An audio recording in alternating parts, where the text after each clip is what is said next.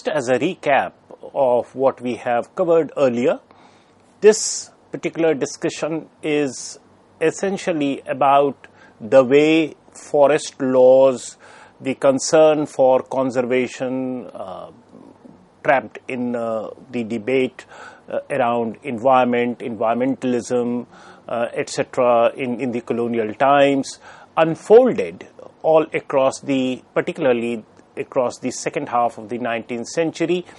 And then when India acquired independence in 1947, what we find is that there is some kind of a continuity.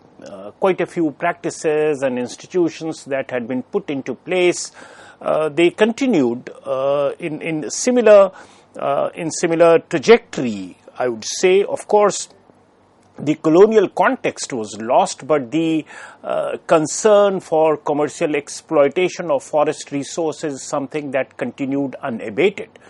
Now, with reference to this, in the earlier lectures, we have spoken about the times when it began with the formation of Imperial Forest Department in the 1860s, followed by some discussion around it, coming in of some conservationists, Brandes and so forth from Germany, who was given the charge of looking after the forest department, and the debate that ensued. There were positions taken with relation to conservation and sustainability of forests and the required forest cover and so forth. It had reverberance of what was happening not only in Europe and Americas, but also some element of scientificity that was sought to be projected on whatever was being done. The techniques of conservation that were adopted in the temperate climatic conditions of Europe and America, they were uncritically foisted over the tropical humid reality of Indian forests, and that had its own ramifications, although it was dubbed as scientific because it was suited for European conditions, but there was no proper empirical scientific studies undertaken to explore its relevance and appropriateness in the tropical humid conditions of India. And all these things led to quite a few, I would say, undesirable practices that crept into independent India as well, and there was some kind of an uncritical acceptance of this as scientific, which actually it was not, and that is the point that we are trying to embellish through this two lectures that we have today. So, earlier we had spoken of the three categories of forests that were demarcated as per the 1978 Act, and then subsequently there was a forest statement made with reference to forest policy, some statement made in the 1890s, and that reiterated it. So you have the reserved forests, you have forests where which was designated as protected forests, and then village forests. Reserved forests, as you do well to remember, is where the state control is almost total, and there is some kind of a blanket ban on common people exercising access that they otherwise had been doing traditionally to forest resources. And the forest department was supposed to undertake the supervision of whatever is happening inside the reserved forests, and then the protected forest is where some kind of seasonal access was allowed for common people. Then some areas were made open for common people. Otherwise, it was largely under the state control, state ownership also.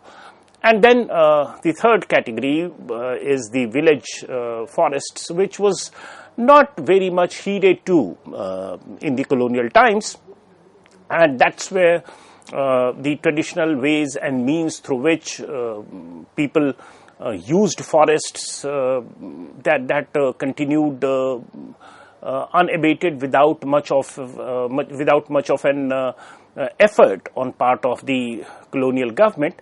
And this we would discover subsequently as we talk about independent India and forest policies, and also the lukewarm response to environment and environmentalism as expressed through the Gandhian ideas as to how it should be, the organic connect that is so proverbial of the traditional Indian way of life, and how they negotiate forests, and the outlook that they have towards forests, the usage of forest resources and so forth. So this man nature interface or interrelationship that characterized traditional India, that is something that got ruptured on account of these categorization and assertion of state ownership over forests. And beneath all these, I mean, this is just a veneer that state is now the owner of forests, as if the intent is to conserve and look after forests from environmental and ecological point of view. The fact of the matter is that it was just facilitating, or this state ownership facilitated better and pointed exploitation of forests in terms of timber, other kinds of woods, and other forest products, which was very much required for commercial purposes in the colonial times and in independent India, since there was this thrust over heavy industrialization in the first couple of decades under the Nehruvian paradigm of economic development. So the forests were made to supply cheap the raw materials for industrial production, and this took the concern for environment, forests, and desirability of ecological balance, etc., little away in the name of higher GDP through industrialization, national self-reliance, import substitution, and so forth. So, having spoken about this preview, in fact, this is what we have discussed earlier. So let's proceed further. So we are at the moment talking about what the 1878 Act and subsequently the policy statement related to forest laws that were made in the 1890s. They reiterated states' power, states' ownership, and states' right to penalize the violators of the entry and usage of forest resources and so forth. And this, as we said earlier, that this was in contrast to the traditional ways and means by which people had been looking after forests and looking after themselves as well. And there was a lot of prudence in that. There was a lot of inbuilt do's and don'ts in those traditional practices. And the scale of consumption was also localized, but now under the colonial circumstances and with rapid industrialization and development, particularly in the transportation and communication sector, had ribbed this local precincts within which forests were looked at it had ribbed it open to the global markets, to the colonial concern, to the imperial market. And so these forest products were catering to demands that were generated far away. Railways, we have discussed in great detail as to how railways or the rhythm of railway network in India goes in consonance with deforestation and reckless ways in which trees were cut, some not even suited for railways, for making railway sleepers, and yet they were cut, and forests got depleted because of that. So these are the things that we were discussing earlier. And so the point here is that the organic nature of human-forest relationship having been ruptured, which traditionally was the case, which also wove in their traditional ways several prudent practices, for example, not felling particular species, animals included in their reproductive seasons. There was the practice of maintaining sacred groves, and that practice also got disturbed because man's access to forests and man's control over forests, man's relationship with the forests were sought to be redefined through these colonial forest laws. And all these restraints that came couched in magico-religious practices, they were somewhat disrupted. And what it did through these forest policies, because the forest laws were also supposed to cater to the imperial needs and demands, and therefore compact blocks were created. Compact blocks meant that very tight areas in which a particular species of plant could be grown, a particular species of tree could be grown, which obviously had tremendous commercial value, and forests were supposed to supply those kinds of timber to, or wood or other products to that particular commercial requirement. So it gave rise to what we know as monoculture of quite a few species. For example, in independent India, we are all aware of the monoculture of eucalyptus trees that were grown, and without little realizing the damaging nature of eucalyptus over water table, and on account of several other varieties and biodiversity that got ruptured because of this monoculture and so forth.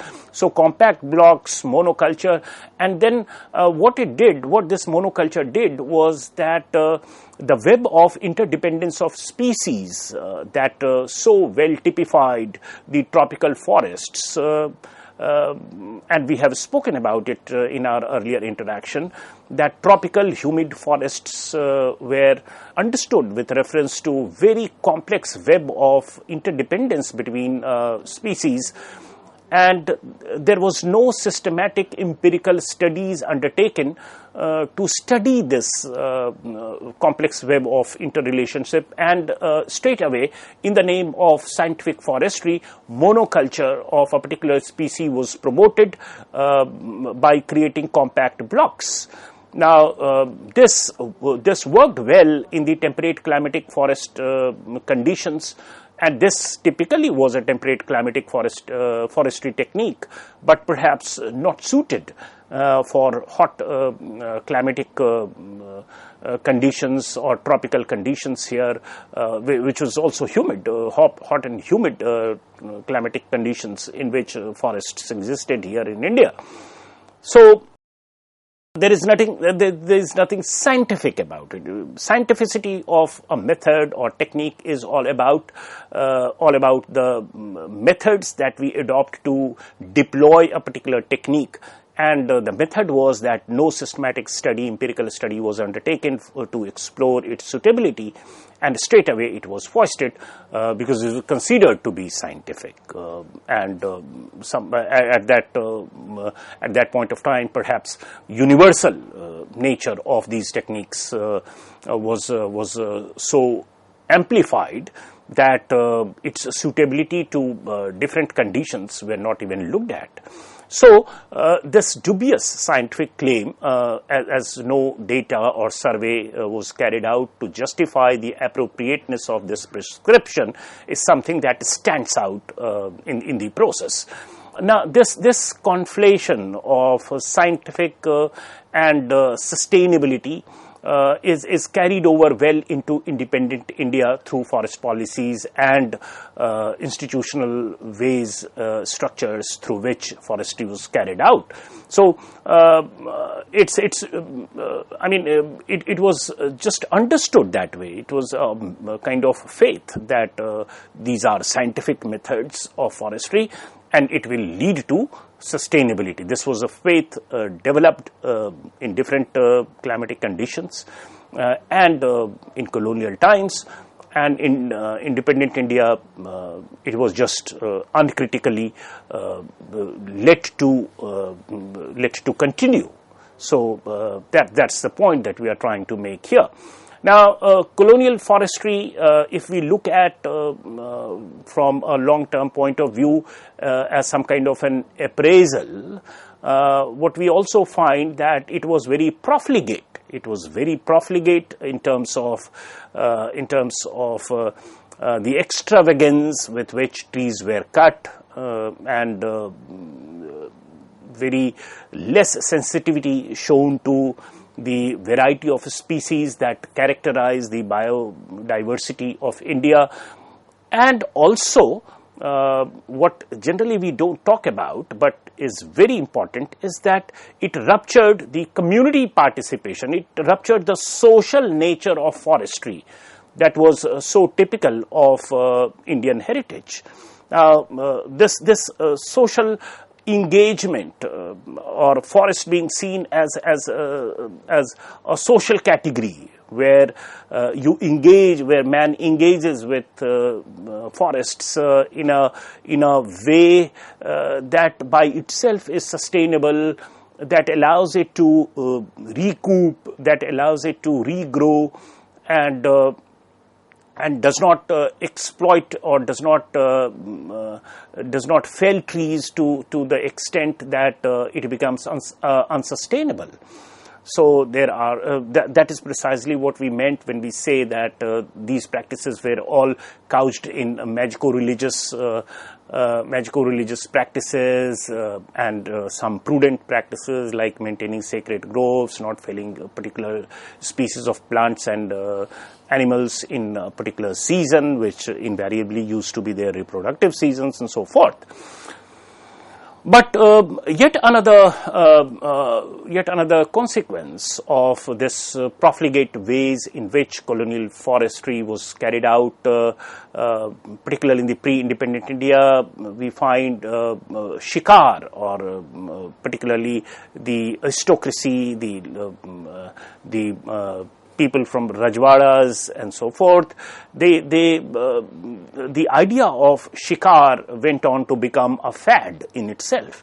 So even if you are a king or a prince of very modest means, you would just go out for shikar because it had become a fad. It has become, and this had come from. Of course, there are some Indian lineage from the Mughal times as well, but it also came from the colonial context.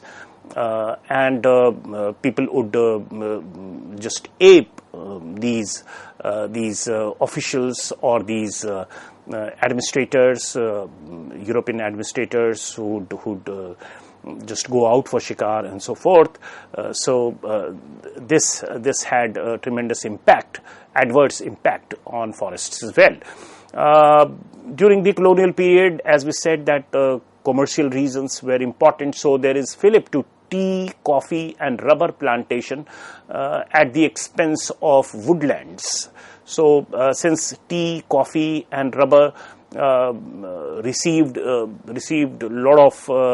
lot of demand on account of the integrated global market in capitalist structure under colonialism.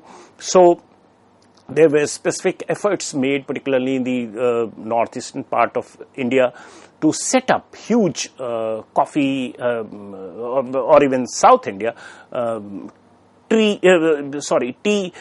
plantations, and huge patches of land were brought under tea plantation, coffee plantation and rubber plantations.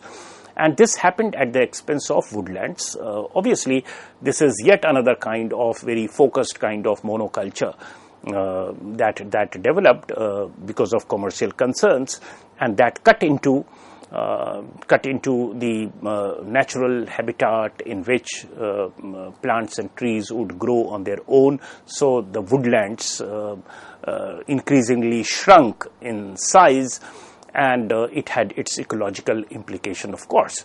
The organic nature of community participation with forests with inbuilt prescription against unsustainable use of its resources were broken. And this is the point that we just made, that the prudent practices were somewhat inbuilt in these traditional ways and means by which people interacted with forests. That was ruptured because now it is the state that will call the shots with reference to who goes inside and at what point of time and how much a particular set of people would make use of forest resources.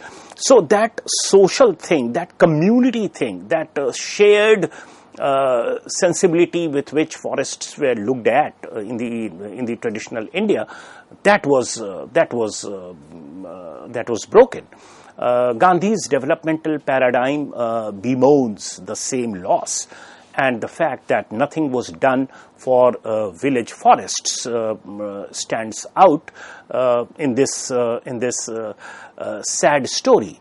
And this is what we just said, that when 1878 forest law categorized Indian forests into 3 categories, and the last category being the village forest, no legislative measures were undertaken, and no administrative buttressing of traditional ways and means by which people would continue to look at forests were actually made.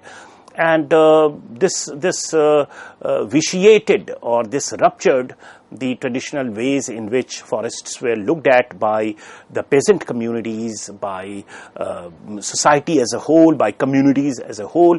It became more and more individualized.